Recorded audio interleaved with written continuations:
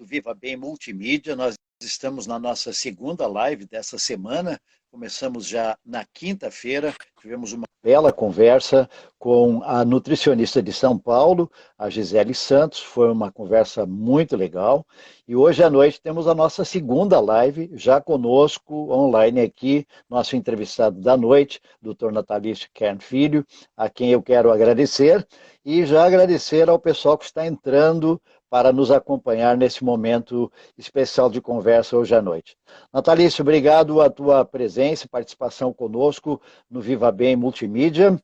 Por favor, tua saudação ao nosso pessoal e depois vamos para os negócios. Muito obrigado, Heitor, pela oportunidade aí. Vivemos um momento difícil e a intenção é, junto contigo e com teus ouvintes aí, a gente tentar contribuir, porque já são 60 dias de uma pandemia, de uma enfermidade, e nós já temos muitas informações, então acho que já era o momento, até aguardei um pouco para isso, até porque já há uma definição de alguns danos que essa enfermidade possa causar, e hoje o que a gente gostaria de propor assim, para o pessoal é falar um pouquinho daquele paciente que chega e o cuidado hematológico com ele, e daqueles que já são crônicos, que já estão em tratamento para suas diversas patologias hematológicas e as atenções que a gente tem em relação ao Covid-19. Doutor Natalício, nós tivemos já um podcast aqui, uma entrevista menor, onde o nosso tema foi A Vida Está no Sangue. Eu lembro muito bem esta ênfase muito forte da sua parte, como hematologista e hemoterapeuta, da importância de nós zelarmos pelo corpo, mas especialmente pelo sangue que nele flui, porque dele vem a vida. O que isso tem especificamente a ver com esta pandemia e a realidade do Covid-19? Bom, como se trata de uma infecção viral, eu prefiro abordar aqui o tema síndrome viral, né? Ok, vamos lá. Gripe, né? Mas é uma síndrome viral. Então, esse vírus, quando ele entra no corpo, quando ele atinge uma pessoa, torna essa pessoa doente, ele busca num glóbulo branco que se chama linfócito o seu primeiro alojamento, por assim dizer, né? Nós temos imunológico, os linfócitos chamados de linfócito B e linfócito T. E essa doença, ela busca no linfócito, por vezes, saudável, né, se replicar, né? Então, o vírus precisa de uma célula saudável. Naquele indivíduo que já é doente no seu linfócito, no linfócito B ou no linfócito T, o dano passa a ser muito maior. Além dessa replicação viral, acontece isso. Então, isso é fato.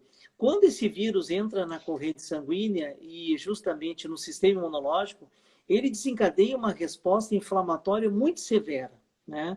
E esta resposta inflamatória está relacionada também, além desse dano do linfócito, com a formação de trombo e formação de coágulo. E esse me parece que tem sido o evento mais dramático naquele paciente que começa um estágio hospital, enfermaria e depois um estágio para uma unidade de tratamento intensivo com a insuficiência respiratória e com a ventilação mecânica. Neste caso, obviamente que o melhor seria se todos os casos detectados pudessem ser tratados no isolamento. A gente tem ouvido N casos de pessoas que o médico teve a opção de interná-la, mas também tinha a opção de fazer com que, devidamente orientado, a pessoa estivesse primeiro no isolamento domiciliar, porque dependendo do tratamento que ela recebe, eu imagino que você teve casos desse tipo, se evita exatamente esse processo 1, 2, 3 que você citou antes. E eu acho que é importante que as pessoas saibam que há essa possibilidade, né? O paciente agudo, ele começa com um atendimento médico, ele vai num setor de emergência, ele vai numa unidade de pronto atendimento, seja na rede privada, seja na rede do SUS. Na medida em que ele faz uma triagem dos sintomas que já sempre se falou bastante, da febre, da falta de ar, da tosse, da dor de garganta, a presença de alguns desses sintomas, se o nível de oxigenação dele já compromete ele, ou seja, nível de oxigenação de 92%, normal do indivíduo é 98%, 99%, até 100%, Sendo indivíduo agudo, não sendo um doente pulmonar crônico, esse paciente naturalmente já é direcionado para a unidade de internação de enfermaria. E aí, já como primeira medida, um hemograma para ver se está anêmico, se precisa de transfusão ou não. Como essa doença envolve consumo de oxigênio e necessidade de oxigênio, se fala tanto em respirador, né, Heitor Beuri? O que é o respirador? Sim. Respirador é você dar 100% de oxigênio para um indivíduo.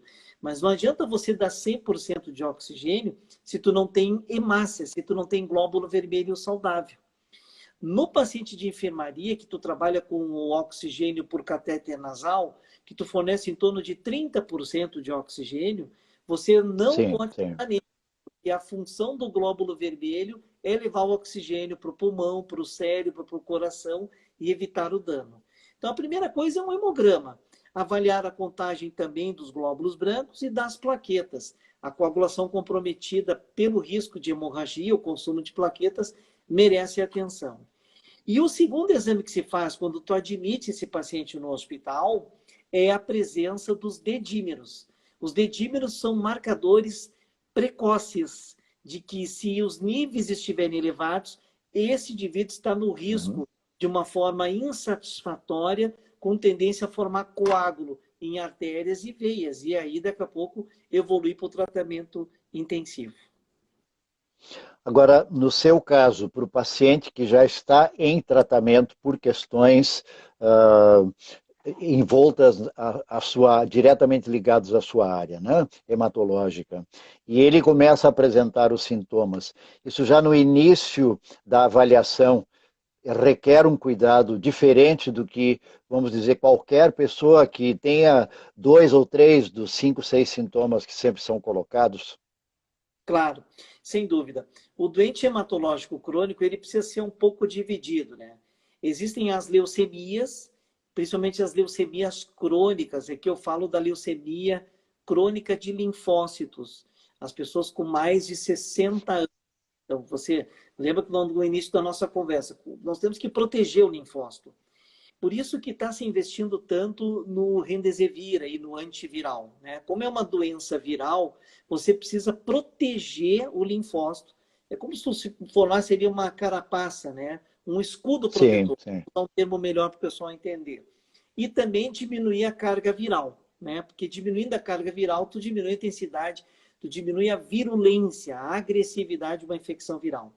O indivíduo com leucemia crônica, linfocítica crônica, o mieloma múltiplo, os linfomas, o câncer linfático, são doentes crônicos e de doença de linfócito B. Então, esse é o indivíduo mais vulnerável, de maior risco, porque aí tu imagina, ele já adquirindo essa infecção com essa natureza, a tendência de ela ter uma conotação de maior gravidade. É um paciente, então, que tem que ficar em casa, continuar o seu tratamento, fazer suas quimioterapias ambulatoriais, ir nas consultas em horários reservados, né? Organizar-se dessa forma para que ele possa continuar e vencer essa pandemia. A leucemia aguda, como contexto, ela, sem dúvida, se o paciente está em vigência de quimioterapia, ele já tem uma restrição, né, de não ir a determinados lugares, mesmo antes da pandemia. Os transplantados usam remédios para evitar a rejeição. O que são remédios para evitar a rejeição? Inibir a resposta do linfócito. Ora, o linfócito não é o que fica doente, aí se eu uso mais medicação para inibir, o que vai sobrar de mim se eu tiver coronavírus ou Covid? O evento seria muito mais dramático. A recomendação da Sociedade Brasileira de Hematologia e Hemoterapia é reduzir o mínimo possível a dose dos remédios imunossupressores para evitar essa situação. E quando o senhor cita esse caso da pessoa que está já com alguma deficiência, nós não estamos colocando aqui idade e a deficiência, quer dizer, pode ser uma criança, um adolescente, um jovem que se torna grupo de risco por causa do tratamento que já está fazendo, dos limites que já tem, no caso, por causa do tratamento hematológico que ele está fazendo, mas ele dobra de risco quando ainda vem a questão da idade. E isso não deve ser fácil de lidar. esse equilíbrio. Eu imagino você nas diferentes frentes que tem tomado, eu entendo que é uma situação extremamente complicada que você está passando.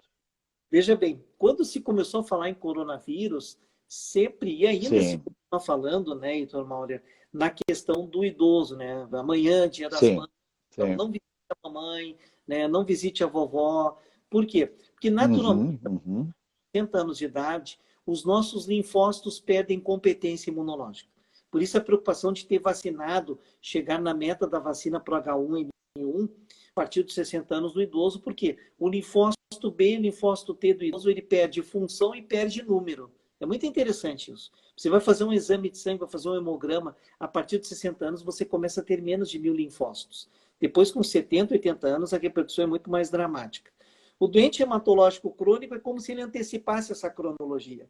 Seja uma Sim. criança, seja um adolescente, seja um adulto jovem até os 40 anos, ou até chegar nos 60 anos. Ou seja, na medida em que a doença compromete o linfócito, né, nessas que eu citei principalmente, o linfoma, a leucemia linfocítica crônica e os pacientes que têm mieloma múltiplo, naturalmente o linfócito já é doente. A condição que a gente tem que ter um pouquinho de cuidado no doente hematológico crônico são aqueles que você não tem o baço. O baço é um órgão vital do sistema hematopoético, a gente chama assim, junto com a medula óssea, e ali nós temos o quê? Linfócitos B e linfócito T.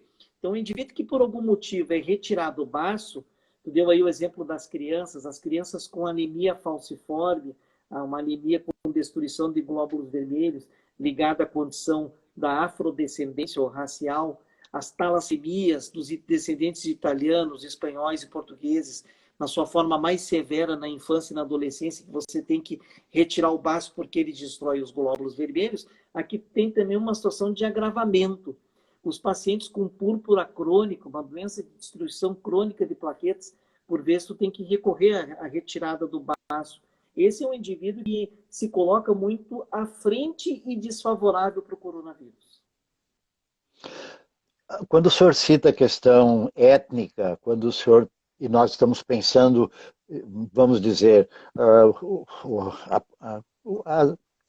vamos dividir assim, a Ásia, Europa e América Latina. Vamos pegar esses três grandes universos. Se a gente olha os números e a maneira como o vírus andou e como ele também se estabilizou ou continua em alta, e a própria questão da Itália, que surpreendeu tremendamente, e outros países de recursos, né?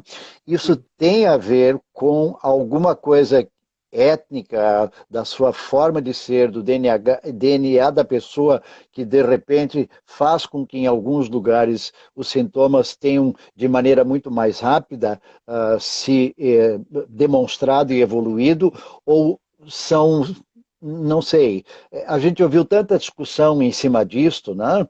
E inclusive dizendo que o brasileiro, por causa disso, que já está acostumado, todo ano tem gripe, morre muito mais gente de qualquer gripe do que não sei o que mais, fez com que demorasse um pouco para que se percebesse claramente do que é que se estava falando e quais as necessidades prementes, independente de ser alguém que se encaixa dentro do grupo que o senhor está citando, ou qualquer outra pessoa que simplesmente tenha que se isolar por causa da idade, por exemplo, né?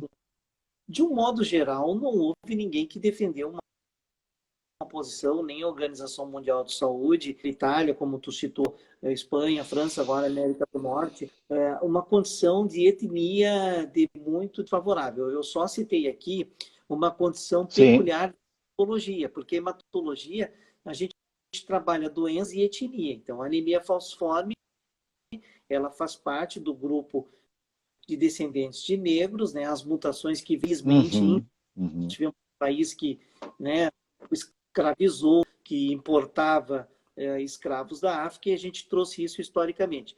O que eu queria trazer para a discussão é o seguinte: a condição da anemia falciforme é pela condição da anemia, não porque por ser negro vai ter coronavírus, é pela condição do negro. Sim, sim, sim, sim. A condição de etnia que está se trabalhando muito no índice aí da Amazônia, por exemplo, pegando o Amazonas, Manaus, é a condição indígena, né? Isso é histórico de que Uhum, o uhum. indígena que têm sistema imunológico adverso em relação a nós, né? Então, ali a gente está tendo, acho que, um problema, um agravante, na medida em que estão sendo, de certa forma, assim, invadidos por um contexto adverso social, né? E aí, essa é uma comunidade que ficaria mais vulnerável. Na questão da Itália, o grande problema da Itália, sem dúvida, foi que a grande maioria da população atingida, idosos, porque o mundo, que cresce muito, infelizmente, a renovação ali deles é muito mais lenta, e aí, como eu te falei, a partir dos 60 anos, o teu sistema, os teus linfócitos, a capacidade, a função e o número começa a declinar progressivamente. E se teve na Itália um evento. Então, não há nada que defina que uma condição racial é adversa, mas que foi, que eu queria colocar aqui, é uma pormenorização dentro do que nós estamos falando da hematologia. Porque nós podíamos, pensando no Brasil, pela sua dimensão continental e pelas diferenças que nós temos climáticas, norte e sudeste, nós olhamos para o mapa dentro do qual se evoluiu, quase daria para dizer que, traçando uma linha norte e nordeste para o alto, praticamente dá a impressão que a Amazônia foi uma exceção.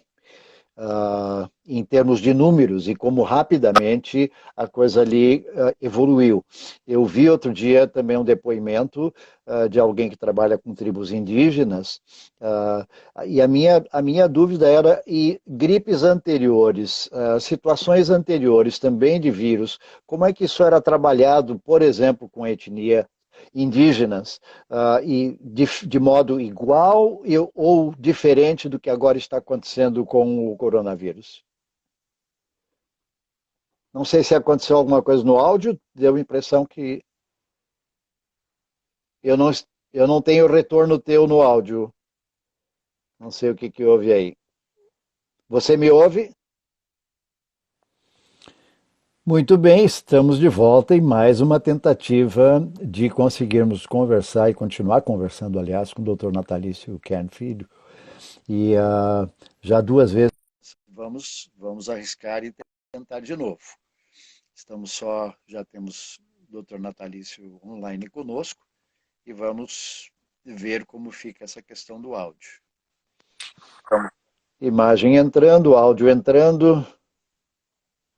Eu novamente não consigo te ouvir. Ouvido bem. Sim, agora. Isso agora. Ok, sim, agora voltou o sinal. Voltou. Muito bem. Então, vamos a essa questão. Alguém que já está fragilizado, com tantas informações que chegam hoje em dia, sem se saber a fonte, sem saber da seriedade e da verdade que está por trás, procura o seu profissional de saúde e diz assim, como é que eu faço? Por onde eu começo? Isso. Então, procura o atendimento, né? Porque você tem sintomas, né? Então, o paciente não sabe até que ponto ele tem alguma condição de gravidade ou não, né? Ele vai ter uma triagem clínica, a gente trabalha em triagem também, né? Então, a partir dessa triagem, o paciente considerado não grave ou até suspeito, se vai coletar ou não o PCR, conforme a situação. O PCR é aquela coleta nasal, né? O suave, o cotonete. Ele pode ser conduzido em casa.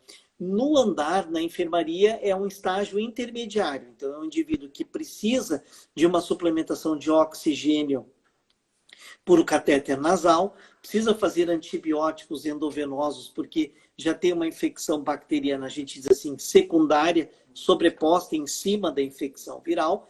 E esse é um paciente que já tem que fazer um de hemograma, de história de coagulação, porque isso é que eu queria deixar essa mensagem inicial para ti, Heitor, e para os ouvintes. Inicialmente se trabalhava nesta síndrome, com as informações do final do ano, início de janeiro, uma nova síndrome gripal, né? Dos moldes do H1N1, comparando H1N1. E o que a gente está vendo é que não, é que essa é uma síndrome viral com manifestação respiratória dramática a partir de intensa inflamação, né? Acometimento do sistema imunológico, o vírus procurando o linfócito e formando trombocoágulo, combinando com a falência respiratória e a unidade de tratamento intensivo com ventilação mecânica. Então, na medida em que o pessoal fala muito, precisamos respiradores, concordo, precisamos respiradores, uma das formas de evitar se chegar nisso é, sem dúvida, o corticoide como anti-inflamatório, isso já está em protocolo, e as injeções de heparina. Essa é a contribuição que a gente quer trazer, porque na medida em que tu forma um armamento que evite a formação do coágulo em grande dimensão, você pode sim evitar que esse paciente chegue dramaticamente ao tratamento intensivo. Então, hoje o que tu vê assim? Precisamos de leito de UTI, precisamos de respirador. Sim, concordo com isso. Mas daqui a pouco você tem situações, e por isso a contribuição da sociedade brasileira, dos nossos canais de comunicação internacionais, norte-americanos e europeus, defendendo na área da hematologia a heparina no andar da enfermaria subcutânea, doses menores, preventivas, e no paciente internado em tratamento intensivo, a heparina feita endovenosa, diminuindo o tempo de internação, diminuindo o risco de vida, diminuindo as necessidades de uma ventilação mecânica, quem sabe, porque foram surgindo novas informações. Por isso que eu acho que é importante, hoje a gente está falando, depois desses 2 meses, porque tem coisas que já estão consolidadas, que daí não é mais axiologia, que daí não é mais quem sabe. Não, já tem informações, porque a medicina tem uma coisa muito interessante. A gente aprende muito também com os insucessos. Né? Infelizmente, dos entes queridos que se foram, surgiram também informações para os que estão ficando. E isso é um detalhe importante. Você conhece mais uma doença, a gravidade dela quando tu chega no extremo do dano dela. E já esses 60 dias já estão permitindo que a gente forme um protocolo mais organizado, uma condição melhor para esses pacientes. Eu estava ainda, antes de nós iniciarmos aqui, peguei uma parte ainda da coletiva do governador aqui do estado do Rio Grande do Sul, que estão prometendo para amanhã, já atualizado, um mapeamento que vai por cores, verde, amarelo, laranja, vermelho, até o preto, onde você pode acompanhar pela internet o procedimento deste mapa, dessas cores, evoluindo ou involuindo, de acordo com uma série de fatores para cada município. Parece ser esta a nova orientação também a nível nacional, provavelmente, se é o caso, ela vem então do Ministério da Saúde, de que se fale de isolamento a partir de um gráfico que possa ajudar para que as decisões que são necessárias de serem tomadas nos municípios e estados não precisem obrigatoriamente ser iguais, porque a realidade de cada município, de cada estado é diferente. Isto ajuda em termos gerais para vocês da área médica ou é um fator complicador a mais, esta diversidade de entendimentos e compreensões também entre as autoridades estabelecidas? Essa forma como o governador tem apresentado o estudo de regionalização. Tu vê que ele dividiu o estado em 20 regiões, por assim dizer, né? Ele tem um posicionamento disso. Ela, sem dúvida, ela está se mostrando muito eficaz, né? Veja que nós estamos com exemplos muito positivos também, muito próximo de nós aqui. Porto Alegre, na capital, né? Novo Hamburgo também a gente está com situações bem positivas. Sem dúvida, porque na medida em que você está adotando medidas também paralelas, você vai evitar que esse paciente chegue ao serviço privado ou do sistema público de saúde e evite uma palavra que a gente não quer agora, que chama-se colapso. Né? Colapso é uma palavra que a gente tem que temer junto com essa história do vírus. Então, naturalmente, o isolamento, o distanciamento, volto a dizer, existe essa situação do isolamento, do distanciamento, do álcool gel, da máscara, isso é fundamental. Agora, você imagina se dentro do teu seio familiar você tem ali um doente oncológico, um doente hematológico, que naturalmente ele já tem uma condição ali de risco maior. Então, vamos preservar, só sair de casa quem realmente precisa, tomar o distanciamento mesmo dentro do domiciliar. E eu acho que essa nova proposta Agora, né, Heitor Meurer, isso é um lado que a gente quer trabalhar contigo hoje e com os teus ouvintes. A gente quer trabalhar o lado médico. A outra Uhum, situação uhum. social e econômica, ela precisa ser trabalhada também, mas eu não me sinto à vontade para entrar nessa seara, nesse assunto. Sim. Mas eu acho que, sem É, dúvida exato. nenhuma, a condição do É, governo do Estado, sim, ela sim. não sou uma pessoa partidária, né? Mas eu quero te Uhum, dizer, como uhum. médico, que ela tem sido, os números falam por si, as estatísticas, tanto de ocupação de leito, de hospital, UTI, infelizmente das mortes que já tivemos, infelizmente, mas mesmo assim os números falam por si pela atitude integrada do governador do estado, do prefeito da nossa capital, de Porto Alegre. Faça aqui um comentário apartidário, mas como médico mesmo.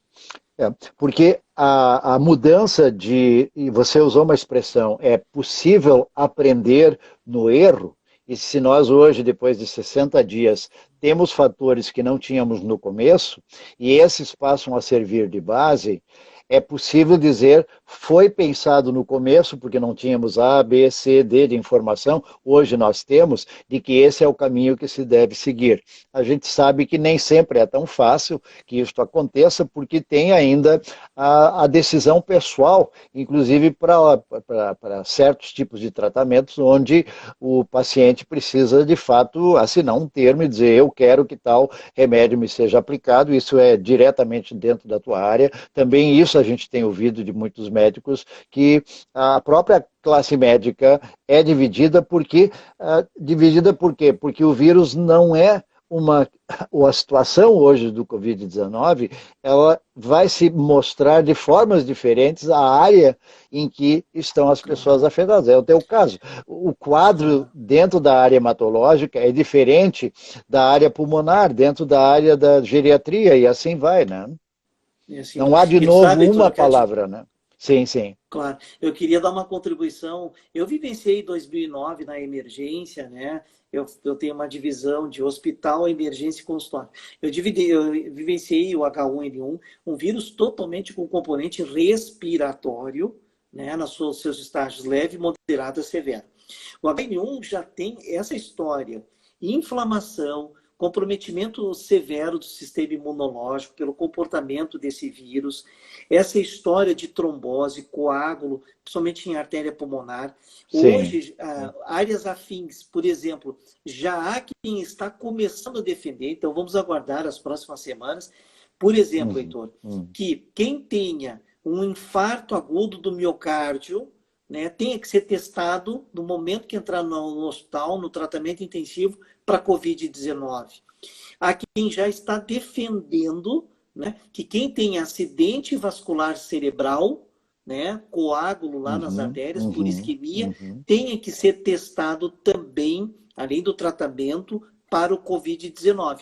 Veja essa conotação. Então, no começo se falava em gripe Covid. Hoje, eu acho que nós Uhum, estamos uhum, começando a uhum. abandonar. Há sintoma respiratório, há dor de garganta, há coriza, há tosse, mas eles são muito menos intensos comparados com o H1N1, que é um vírus essencialmente respiratório. Assim como outros vírus, a própria influenza comum, a gripe, né? O próprio vírus sincicial respiratório, as bronquiolites das crianças pequenas, que tem um componente respiratório que a gente não fica falando em trombo, em heparina, em transfusão de plasma convalescente. Nós não ficamos falando em nada disso.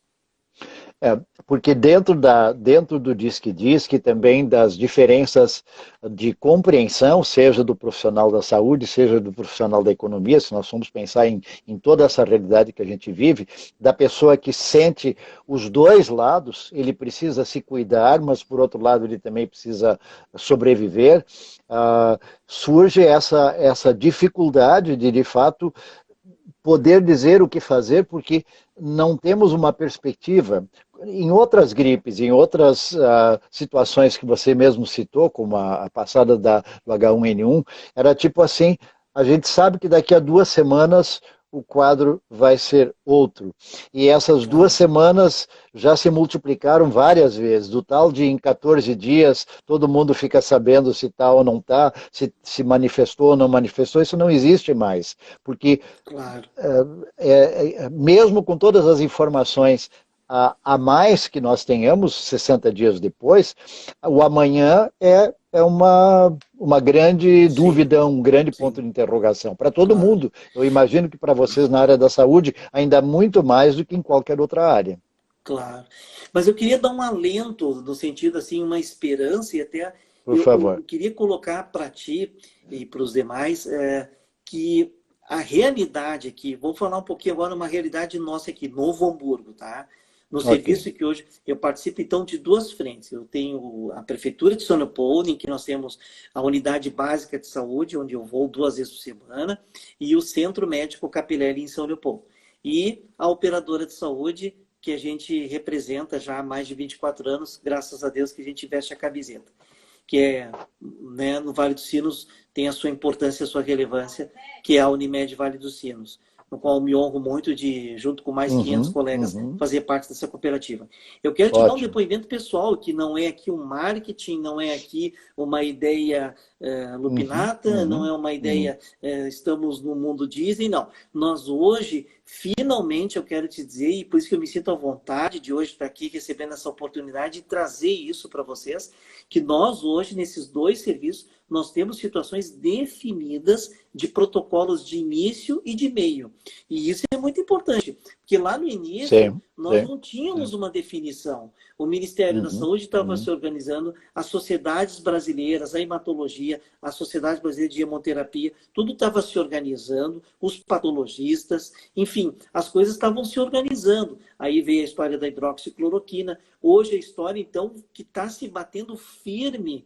Pode ser que até amanhã, como tu falou, se mude, mas até Isso, hoje a isso. tese da inflamação, do corticoide, a tese da heparina e do plasma convalescente ganham força nessa luta.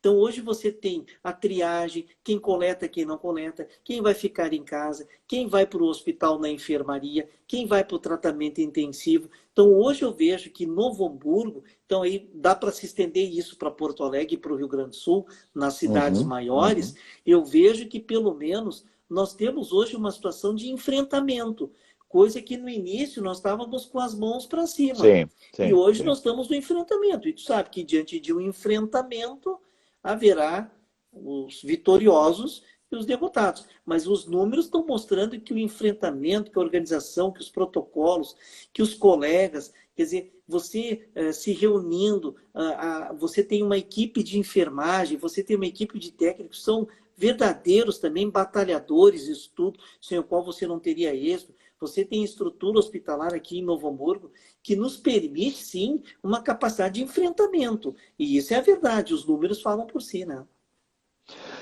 Eu creio que todo mundo foi de fato pego de surpresa, mas alguns, dependendo da sua realidade, se ele é pego de surpresa, para ele não faz muita diferença.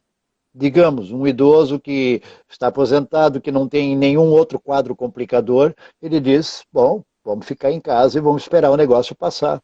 Né? Mas se alguém está Sim, dentro já de um tratamento, como você colocou, se alguém já tem outros limites e debilidades, é complicada a coisa. E quando a sim, incerteza vem antes da possibilidade, agora você cita que há protocolos claros já que se desenvolveram, e isso dá tranquilidade também para a classe médica trabalhar e trabalhar mais direta e claro. certeiramente, isso também passa uma tranquilidade para as pessoas, porque eu sinto e conversando com muitos em contatos pela internet, porque eu também estou no grupo de risco pela idade, né? Estou no home office, Sim, mas a gente conversa muito pelas redes sociais. As pessoas claro. têm medo. Ouvi outro dia ainda de alguém que diz: eu achei que eu devia ir, mas no hospital a gente corre mais risco de pegar alguma coisa, então eu vou deixar passar em casa e se piorar mesmo, daí vamos ver. É complicado isso também, né? É. Tu sabe que isso é uma coisa muito difícil. Eu tenho um parecer, assim, mas enfim, e acho que trago comigo uma grande parte de colegas, assim. Aqui tem uma orientação um pouco diferente quando se tinha em relação ao HN1 e outra síndrome respiratória de 2009. É interessante que essa doença ela aparenta ser branda no seu início e rapidamente o paciente deteriora. Então é muito importante que os doentes crônicos cardíacos, os doentes crônicos hematológicos, os doentes crônicos pulmonares, por exemplo, né, a gente tem atendido asma, enfisema pulmonar lá na emergência, né? Então, assim, esse paciente, mesmo com sintoma brando, eu sou partidário de que ele deva fazer a consulta. Né? Eu não estou querendo com isso fomentar e lotar a emergência. Não, não é isso aí. Mas um paciente que já tem um sintoma respiratório e já é um doente crônico, ele não deve adiar, sob pena de que daqui a pouco uma angina de peito, eu acho que isso aí deve ser uma coisa leve, eu não vou, daqui a pouco ter um infarto em casa. Uma intensa dor de cabeça, com uma pressão elevada, vou tomar meu remédio, vai passar, e daqui a pouco tem seu AVC hemorrágico. Não passa, enfim. não? Eu acho que a gente tem que ter esse cuidado, sim, de orientar, principalmente o doente crônico, que um sintoma persistente por mais de 24 horas, ele merece ser, porque existem sistemas que estão bem definidos,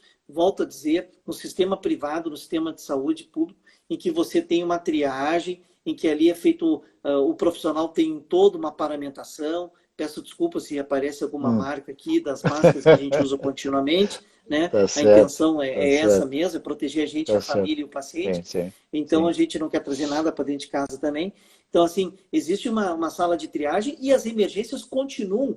Eu faço as duas linhas. Só para ter uma ideia, que eu tenho no segmento da semana pacientes com síndrome respiratória, né? E ali, principalmente, onde nós estamos hoje ali na Unimed, qualquer sintoma respiratório, não cabe definir se é Covid ou não é Covid. É importante ver que sintoma que é, se é grave ou não, se ele vai ficar, se ele vai fazer triagem, se ele vai para o hospital ou se ele vai para casa. E a outra emergência, a do AVC, do infarto, da hemorragia digestiva, da pancreatite aguda. Essa madrugada mesmo atendi um rapaz de 16 anos lá na Unimed com apendicite aguda e chamei o cirurgião. Essa continua. Por quê? Porque essas enfermidades continuam. Então a gente não pode ter o receio, não. Eu estou com essa dor e eu não vou porque eu vou ter Covid. Não, nós temos áreas Vou bem tirar o lugar distintas. de alguém. Os fluxogramas são distintos, você entra ali, tu vai para um lado, vai para o outro. O Hospital Municipal adota a mesma coisa. O Hospital Regina tem uma área também já bem externa no estacionamento,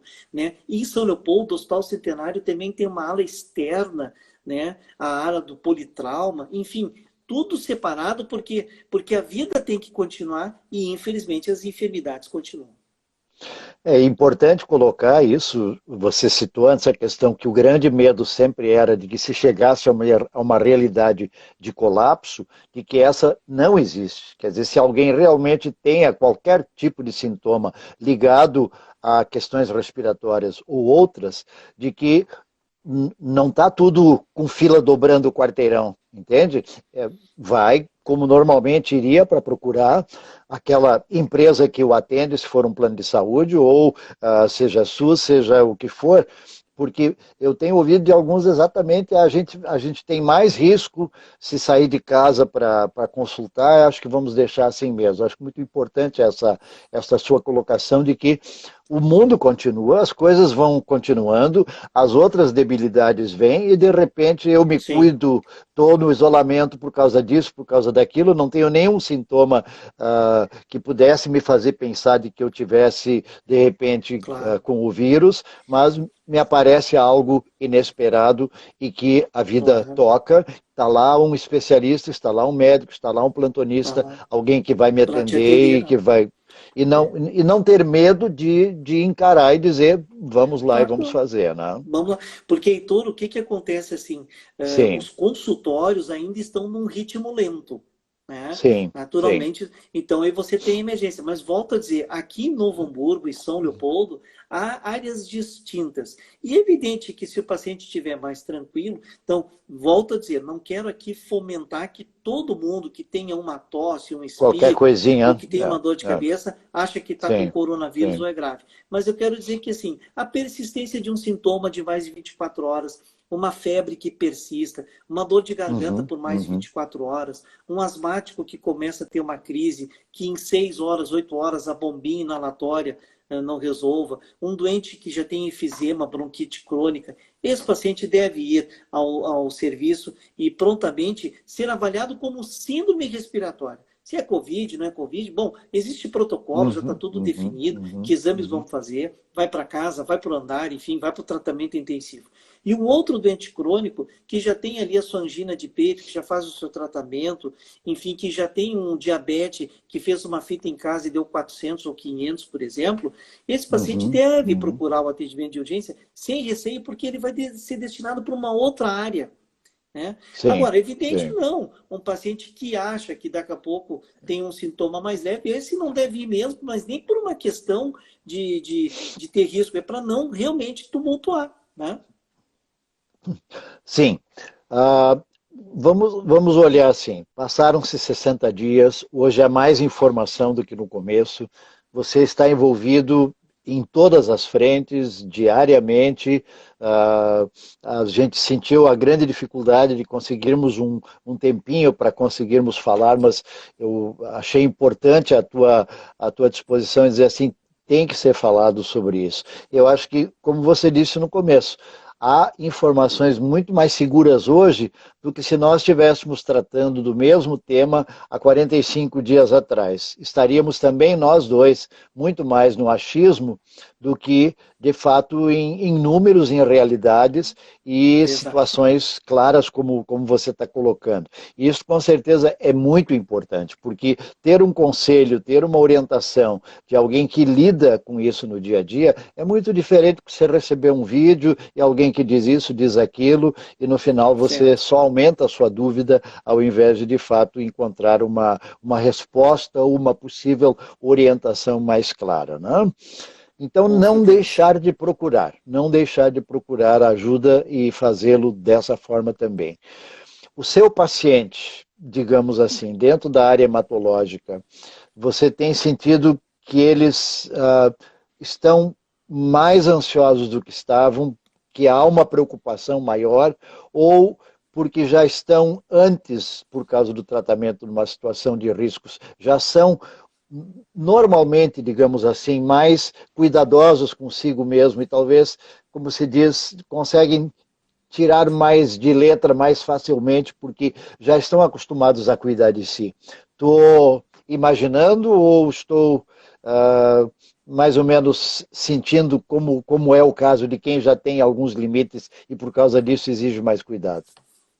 Acho que no primeiro momento, quando vieram as primeiras notícias da pandemia, houve uma dúvida da maioria dos pacientes assim, para o meu programa transfusional, tem pacientes que têm que fazer transfusão com frequência conforme a gravidade da doença. Certo. Aquele paciente que já está num outro patamar, em que há uma certa refratariedade aos remédios, enfim. Então, assim, para o tratamento, continua o tratamento ou não. Para as sessões de quimioterapia, continuo quimioterápico ou não. Continuo tomando o meu anticoagulante ou não, né? Porque tem pacientes também que tratam trombose crônica. Tem gestantes que estão usando a mesma heparina que se usa no andar e na UTI para o paciente com coronavírus. Então, essas coisas começaram essas dúvidas. Então, à medida que foi, e nós organizamos o consultório, houve uma orientação justamente essa orientação do governador, essa orientação da nossa prefeita aqui, de como fosse feita a reabertura do consultório, do espaçamento de consulta. Todos estão adotando isso, nós estamos adotando isso. Acho que deveríamos já fazer isso antes do coronavírus, impressionante. Eu acho que nós vamos ter legados e aprendizados, eu tenho certeza disso. Então, à medida que agora o pessoal está conseguindo ir ao consultório e novas informações, o site da Sociedade Brasileira de Hematologia e Hemoterapia é muito fácil, é muito acessível, é muito didático.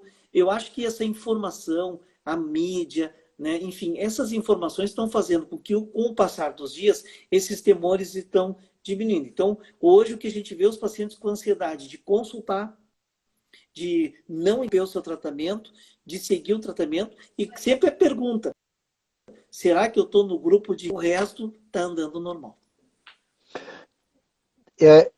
Não dá para a gente perguntar sobre previsão, porque a previsão ninguém tem. Mas se a gente olha o gráfico, vê o aprendizado que se teve, é possível dizer que nós estamos, de fato, por estarmos mais preparados e mais informados hoje, chegando finalmente a dizer que dentro de algum tempo mais breve vai se ter um quadro um pouco mais claro e sem tanto diz que e se imaginando apenas as coisas, porque isso deixa todo mundo intranquilo. Eu posso imaginar, deixa o profissional da saúde intranquilo, deixa os pais em relação às crianças, já deviam estar na escola, depois é mais 15 dias, é mais 15 dias, mas a criança não é de risco, ela não, etc, etc. Aí o idoso que já está há 60 dias e o filho não pode ver, a filha não pode visitar, ninguém pode cuidar, está nas mãos de terceiros. Não sei, ou neste ponto, infelizmente, nós ainda estamos no achismo e não podemos ter muita perspectiva de traçar datas e dizer, olha, daqui a 2 semanas a coisa vai estar diferente. Eu sei que é Acho chata a que o Rio Grande pergunta, do mas Sul, é a que muitos acho que o têm. Rio Grande do Sul, claro, acho que o Rio Grande do Sul hoje tem dois cenários bem distintos, assim. Eu acho que a gente tem sim uma apreensão de uma segunda ou de uma terceira onda, porque o frio vai começar, ele é inevitável, Certo, né? O frio diminui o teu sistema imunológico, né? Então a gente trabalha com temperaturas acima de 36, então o frio extremo.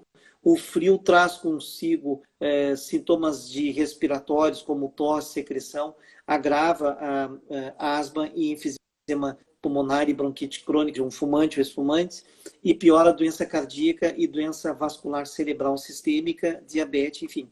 Então, acho que nós vamos entrar agora numa segunda onda dos doentes crônicos, né? Dos oncohematológicos crônicos indo para a emergência. Então, eu acho que nós vamos entrar agora numa segunda onda, que é a onda que sempre traz o nosso sistema de saúde muito comprometido aqui no Rio Grande do Sul. Eu vivencio isso há 24 anos, eu acho que isso não vai ser diferente. Eu não estou aqui desejando doença para ninguém, evidentemente, sim, mas a sim, gente sempre sabe obviamente.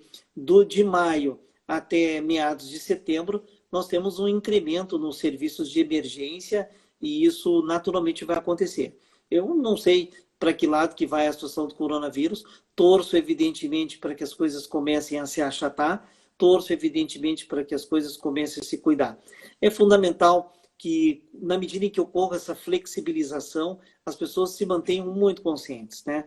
Então, eu volto a dizer, a forma como o cidadão vai se comportar daqui para frente, ela é fundamental, Heitor Maurer, porque, eu volto a te dizer, o frio e o vírus vai circular aí até meados de setembro e outubro. Isso aí já Uhum, tem uhum. experts, a própria Organização Mundial da Saúde diz que não é para relaxar as medidas até setembro e outubro, aonde nós estamos aqui no hemisfério em que nós nos encontramos, né? Então, assim, tu vê ali na Sim. questão da China, foram 4 meses praticamente, né? Então, acho que nós não vamos ser diferente disso. Só queria dar esse a mais, assim, de que as outras enfermidades vão agora começar a procurar as emergências. Isso é natural, isso é um contexto. A nossa população cresce, e na medida que ela cresce, crescem as enfermidades. Agora, como houve meta de vacina, né, principalmente no idoso, está se Sim. vacinando outros grupos. Agora nós vamos começar a vacina para o H1N1 para outros grupos nas próximas 2 semanas. Está se usando máscara, está se usando álcool gel, está se fazendo certo distanciamento, é muito provável que essa perspectiva diminua. E aí vai sobrar mais leitos de observação, vai sobrar mais leitos de UTI, leitos de enfermaria para continuar recebendo coronavírus. Eu acho que ainda a questão do coronavírus hoje, né, para a noite de hoje, eu acho que ainda é Sim, muito sim, cedo sim. para a gente relaxar. É uma opinião própria e de quem está no contexto ainda. Acho muito É, precoce. e está certo essa questão que você coloca, que muito tem a ver com a reação da população. Quando foi essa questão de municípios, vários à nossa volta, antes de Novo Hamburgo, já adotaram como obrigatório o uso de máscaras. Por exemplo, precisei ir para um compromisso à cidade durante a semana, e eu disse assim, mas de cada 5, 6 que passavam na calçada, conversando, batendo papo aqui, ninguém de máscara, se via uma pessoa. Rapidamente, questão de 2, 3 dias, que eu tenho observado agora, é o contrário. Passa de repente uma pessoa sem. Quer dizer, quando a pessoa se apercebe de que não é porque eu uso a máscara ou não, de que eu vou pegar ou não, ou vou passar ou não, mas que é uma soma de coisas. E é uma soma de pessoas, e essa é a grande diferença. Essa conscientização demorou um Sabe o pouco, que que dá talvez, para... mas parece que chegou. Com certeza. Por favor. Eu acho que esse vírus ali de ele não respeitar muitas coisas, né, que a gente já conversou e tudo que já vem se conversando, eu acho que ele não respeita aquele que for incrédulo, né? Então, as pessoas que forem muito incrédulas, que acharem que está tudo legal, que se acharem que estão protegidas, eu acho que esse é um grupo de risco, que é um grupo que você não tem como estratificar, me parece preocupante. E esse ainda não foi para... Esse é um novo grupo de risco que está chegando, né? Não.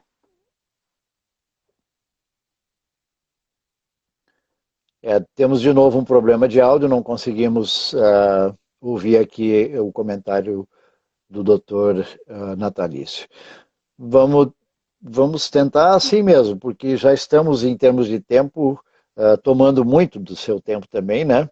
Mas se temos informações que são importantes, nós voltamos ao critério que estávamos antes de encerrar e iniciar de novo. Mas você me ouve? Você está me ouvindo? Eu não ouço você. E assim também os nossos internautas não ouvem, né? Essa é a pena. Vamos fazer um... Tá bem assim? Ok. Então, amigos, sem saber se todo mundo está nos ouvindo ou não está nos ouvindo, nós já tivemos 3 quedas de sinal e vamos então, com as informações que já recebemos, agradecer ao nosso entrevistado, o Dr. Natalício Kern Filho, aqueles que entraram conosco também e vão estar aí no nosso vídeo depois para poderem continuar ainda e outra vez revendo e dizendo que dentro do possível vamos tentar recuperar esses 3 momentos que tivemos hoje à noite e eles estarão então disponíveis, se não tudo, pelo menos boa parte deles ainda por 24 horas nos stories do Viva Bem Multimídia e depois vamos recuperar como um vídeo também para o Facebook, para o nosso canal no YouTube e no nosso site.